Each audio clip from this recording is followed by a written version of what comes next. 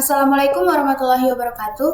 Perkenalkan saya Ardiantin dengan NIM S1E122005 dari jurusan Teknik Informatika.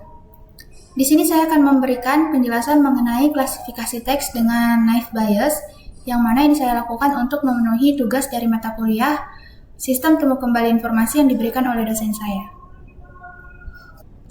Nah, sebelum itu, ini merupakan contoh dari klasifikasi yang ditugaskan kepada kami.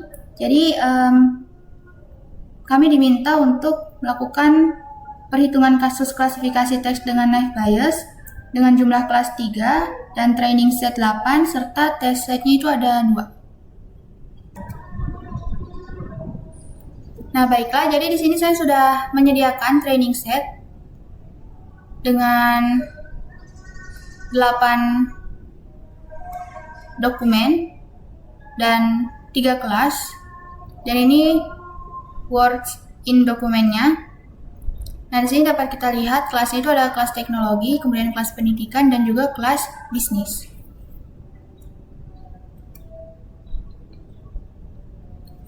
Nah, ini merupakan test setnya.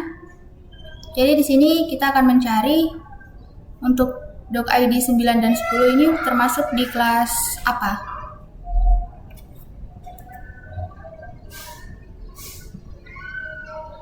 Nah, untuk itu pertama-tama hitung dulu priorsnya, yang mana priors itu merupakan peluang awal sebuah data termasuk ke dalam sebuah kelas. Nah, untuk rumusnya adalah ini. Nah, di sini untuk data saya, itu saya misalkan untuk kelas teknologi sebagai K1, kemudian kelas pendidikan saya misalkan sebagai K2, dan kelas bisnis saya misalkan sebagai K3, agar lebih singkat saja. Nah, di sini untuk priors dari K1 itu 3/8, priors K2 itu 3/8 juga, dan priors K3 itu 2/8 atau 1/4. Nah, jadi untuk 3 itu merupakan jumlah kelas teknologi, dan 8 itu jumlah keseluruhan kelasnya. Nah, sama seperti ini, 3 itu untuk jumlah kelas pendidikan, dan 8 itu adalah jumlah kelas keseluruhan. Nah, kemudian untuk yang ini, itu 2 jumlah kelas bisnis, dan 8 itu jumlah kelas keseluruhan. Nah, selanjutnya hitung dulu peluang kata T itu muncul di dokumen tiap kelas. Nah, pertama untuk kelas teknologi atau K1 itu ada 9 kata yang muncul. Dan kemudian selanjutnya untuk kelas pendidikan atau K2 itu ada 11 kata yang muncul, dan untuk kelas bisnis atau K3 itu ada 6 kata yang muncul.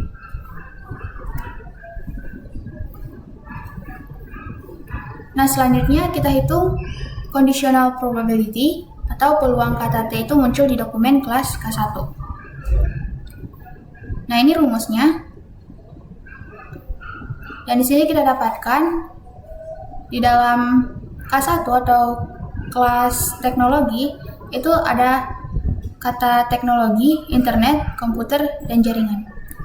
Nah, kita hitung kemungkinan kata teknologi ini muncul di K1. Diperoleh 3/21. Nah, kemudian kata internet muncul di K1 yaitu 3/21 juga. Kemudian selanjutnya kata komputer muncul di K1 itu peluangnya 4/21. Dan selanjutnya kata jaringan muncul di K1 itu peluangnya 3/21.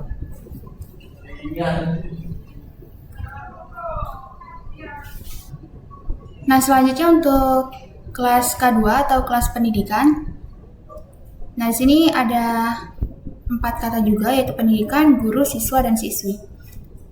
Nah, hitung peluang munculnya kata pendidikan di K2 yaitu 4/23. Kemudian selanjutnya hitung peluang munculnya kata guru di K2 yaitu 4/23 juga. Kemudian kata siswa di K2 itu 4/23. dan siswi di K2 yaitu peluangnya 3/23.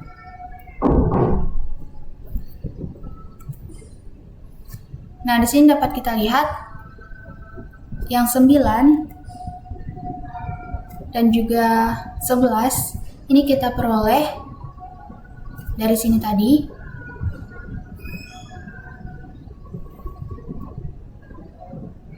Dan selanjutnya untuk 12 ini itu merupakan jumlah kata unik dalam training setnya. Nah, ini training set tadi, jadi dapat kita hitung ada 1, 2, 3, kemudian 4, 5, 6, 7, 8, 9, 10, 11, 12. Ini merupakan jumlah kata uniknya.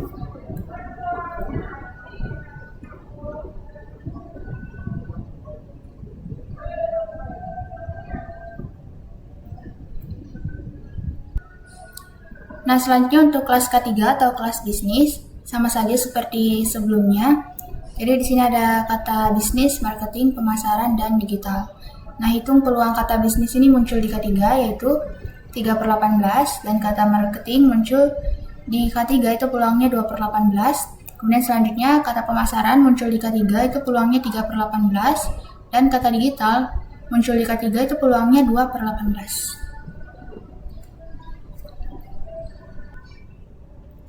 Baiklah, selanjutnya setelah conditional probability-nya dihitung, sini kita lakukan klasifikasinya. Nah, di sini untuk dokumen 9 dulu. Jadi di sini isi dari dokumen 9 yaitu teknologi, bisnis, internet. Nah, di sini kita hitung kemungkinan dokumen 9 ini termasuk ke dalam K1. Nah, di sini tadi peluang awal dari K1 itu 3/8. Nah, di sini untuk tiap kata, jadi kita hitung peluang kata teknologi itu muncul di kelas 1 atau termasuk di kelas 1, itu peluangnya 3/21. Kemudian peluang kata bisnis termasuk di kelas 1 itu 1/21, dan peluang kata internet muncul atau masuk di kelas 1 itu 3/21. Nah, setelah itu selanjutnya kita hitung kemungkinan dokumen 9 ini termasuk ke kelas 1 seberapa besar.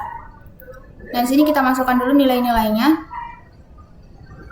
3/8 kemudian dikali dengan 3/21 dikali dengan 1/21 dan dikali 3/21. Nah, di sini diperoleh 3 kali 3 kali 1 kali 3 per 8 kali 21 pangkat 3. Kemudian menghasilkan 27 per 74.088, dan hasilnya yaitu 0,000364. Nah, selanjutnya hitung kemungkinan D9 ini termasuk ke K2 atau kelas K2, yakni kelas pendidikan. Nah, di sini kita dapatkan hasilnya dari nilainya itu 0,000308. Nah, selanjutnya di sini sama seperti sebelumnya, tapi kita hitung kemungkinan D9 ini termasuk ke dalam kelas K3 atau kelas bisnis. Untuk perhitungannya masih sama ya. Nah, di sini kita peroleh nilai 0,000128. Nah, sebelumnya sudah saya bold untuk hasilnya. Nah, jadi untuk D9 itu termasuk ke dalam K1 karena nilainya yang paling terbesar itu adalah K1, atau nilai kemungkinan yang terbesar itu ada di K1, yakni 0,000364.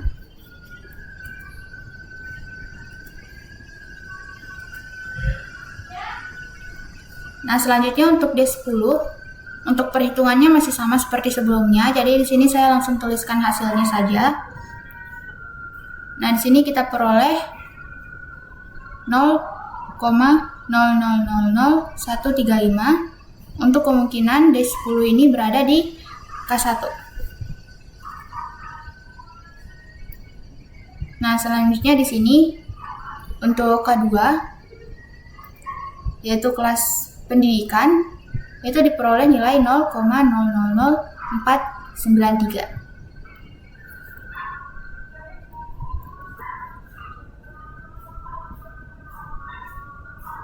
Nah, selanjutnya ini K3. Jadi kemungkinan D10 ini termasuk ke dalam kelas K3 itu diperoleh nilai 0,000857. Nah, dari sini sama seperti tadi sudah saya bold hasilnya yang ini. Jadi untuk D10 dengan isi dokumen pendidikan marketing guru itu termasuk ke dalam K2, yakni kelas pendidikan. Karena nilai kemungkinannya itu lebih besar atau paling besar, yakni 0,000493. Nah, ini hasil klasifikasinya. Jadi untuk dokumen 9 dengan words in dokumennya itu teknologi bisnis internet, itu termasuk ke kelas teknologi. Dan untuk dokumen 10 dengan words in dokumennya pendidikan marketing guru, itu termasuk ke dalam kelas pendidikan. Baik, sekian dari saya. Lebih dan kurangnya mohon dimaafkan. Wassalamualaikum warahmatullahi wabarakatuh.